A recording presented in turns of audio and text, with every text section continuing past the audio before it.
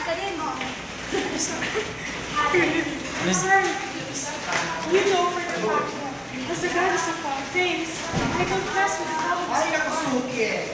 Ay, gusto ko sa buhay I mo. can't believe you. This is the first time I ever asked a favor from you. But you're not pleased with me. Yes, my sister, perhaps your brothers may help you with their problem. Sanjo. Mars? Yes, my goddesses. What can I do to favor you? Our sister Venus, the goddess of love, is assisted by the righteousness. Dear sister, with the invitation of your lovers. Right now, I'm quite busy with important matters, so I'm leaving these problems in your hands. Well then, let me see.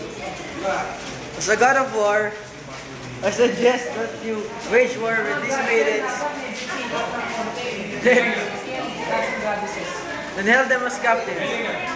Then force them to marry their lovers in honor of your glory. Wait a moment, my sister. Before you ever make a terrible mistake, I would like to remind you that love and war are two worlds apart. Violence will never sow the seed of love, and love is never born from violence. What can you say about that, Athena?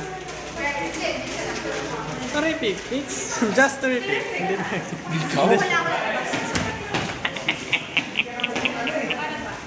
Anong suggested na ano? Hindi ko pasok. Nakawak sa kanya? O siya nakawak sa akin? Parang kasama sa iyo, sir. Wala namang English na budid.